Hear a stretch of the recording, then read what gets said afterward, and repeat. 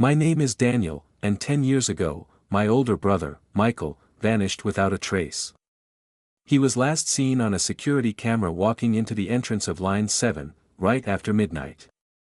He never came out. For a decade, I lived with questions that no one could answer.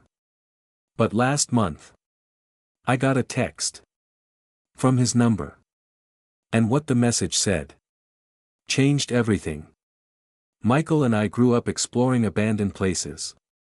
Rooftops. Old factories. Service tunnels. But the subway? That was Michael's obsession. He said the system was built on top of older, forgotten tunnels. A city beneath the city. The night he disappeared, he told me he'd found something. Something big. But he never explained what it was. And when he went into the subway that night, he didn't take me with him.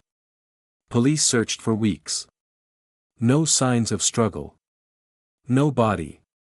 No clues. Just, gone. 10 years later, on the anniversary of his disappearance, at exactly 12:07 a.m., my phone buzzed. A text. From Michael. The same number that had been disconnected since 2015. The message said, "I'm here. Don't come looking." I froze. My first thought was that it had to be a cruel prank. But then another message followed.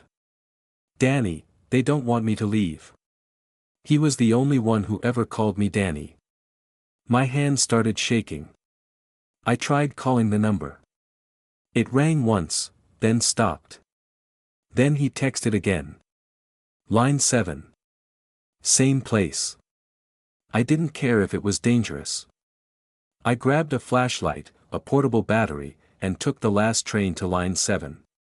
When I arrived, the station was nearly empty. Security guards half asleep. Cleaning staff with headphones in. At the far end of the platform was the old maintenance door. The one camera footage had captured Michael entering 10 years earlier. It was supposed to be locked. But when I touched it, it opened. The air inside was cold and stale. Like a basement that hadn't been opened in decades. I stepped inside. The deeper I went, the more wrong everything felt. The walls were covered in old graffiti, names, dates, warnings. Some read. Turn back. They hear you.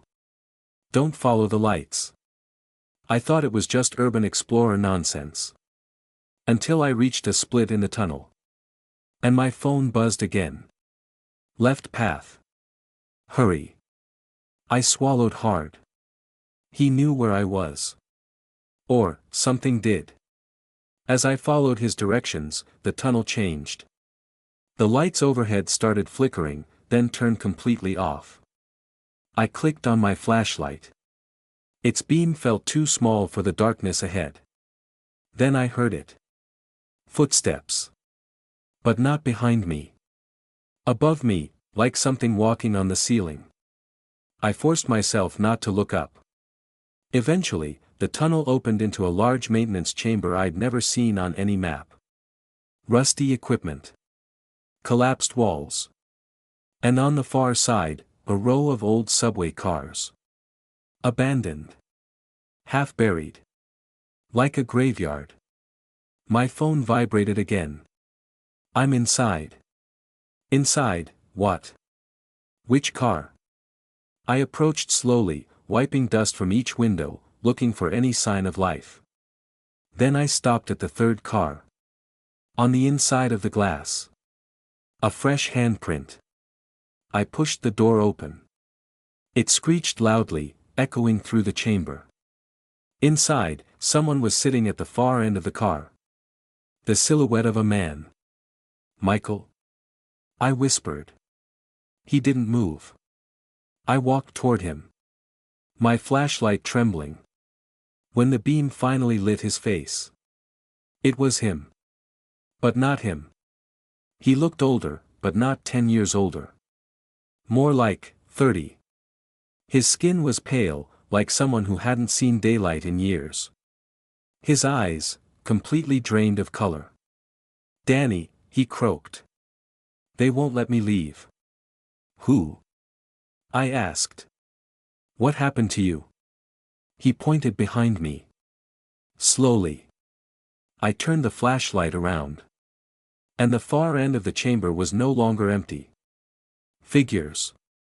Tall, thin, impossible silhouettes emerging from the dark. Not walking. Not floating. Just, appearing. Like they stepped out of shadows. Michael grabbed my arm with sudden strength. Go, he whispered. They kept me because I went alone. But if they take you, you won't come back. My heart was pounding out of my chest. What about you? I yelled. He shook his head slowly. Tell Mom I tried to come home. The figures were getting closer. No faces. Just shapes. He pushed me out of the car. Run. I ran. I didn't look back. I don't know how long I ran before bursting through the maintenance door and collapsing on the platform. Security asked if I was okay. I told them I'd gotten lost. They didn't believe me. When I checked my phone, the messages were gone. Every single one. Not deleted. As if they'd never been sent. But the handprint on the subway car window? I'll never forget it. And last night. On the anniversary of when I saw him again. My phone buzzed. A new message. From Michael. It said. They're not done. For days after I escaped the tunnels, I barely slept. Every time I closed my eyes, I saw those things. Those shadow figures that moved without sound, without faces. I kept telling myself it had to be a hallucination. A trick of the dark. But then I noticed something. The handprint on my jacket sleeve. Where Michael grabbed me. A perfect, dark smear. Like soot. But not from any material I'd ever seen. I tried washing it. Scrubbing it. It didn't fade. That's when I realized something followed me out of those tunnels. Not physically, but through him. He'd marked me. I needed answers. So I went to the city archives, pretending to be a researcher working on historical railway documentation. And that's when things got even stranger. The archivist brought me a folder so old it looked like it would crumble. Inside were blueprints. Not just for the current subway lines. But for older tunnels that were never completed. Some had been sealed off. Others were simply abandoned. But one note stood out. An engineer's scribble from 1969. Close chamber 13. Work crews refusing to enter. Reports of voices and figures. Not human. My hands went cold. Chamber 13. Matched the location where I found the abandoned subway cars. The archivist saw my face and lowered his voice. You're not the first person to ask about that place. I swallowed hard. Who else came here? He shrugged. Your brother. 10 years ago. The room felt like it tilted. He'd been looking for the same thing I was. And now I knew. Whatever took him. Wasn't random. That night, around the same time as before. 12:07 a.m. My phone buzzed again. A new message. From Michael. Don't trust them. I typed as fast as I could. Who? Who's trying to find me? No reply. Then, 30 seconds later. You opened the door. They know. The screen flickered. My phone shut off. Even with the charger plugged in, it refused to turn back on for a full minute. And when it finally did, the battery was at 7%. 7. Like line 7. Like the maintenance door he entered. Nothing about this felt coincidental anymore. Over the next few days, small things started happening around my apartment. Objects moved. Lights dimmed. I'd hear footsteps in the hallway. But no one was there. And worse. I started hearing tapping. Soft. Rhythmic. On the inside of my bedroom wall. 3 taps. Pause. 3 taps again. It was the same pattern we used as kids when we shared a room. Our secret code so we wouldn't wake Mom. My blood ran cold the moment I recognized it. I pressed my ear to the wall and whispered. Michael? The tapping stopped. Then. From deep inside the drywall, like someone speaking through layers of concrete. Danny, don't let them in.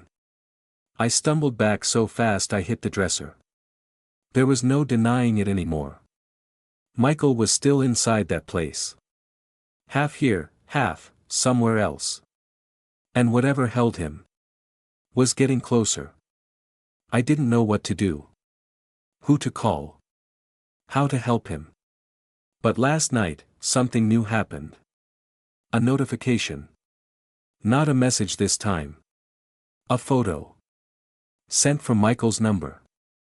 It showed the maintenance door on line 7. Wide open. And standing in the doorway was a silhouette. Tall. Thin. Watching the camera. Almost posing. Below the image was a single line of text. If you want him back, come alone. And now I'm sitting here. Recording this. Trying to decide. Do I go back into the tunnels? Or do I listen to my brother? And stay away,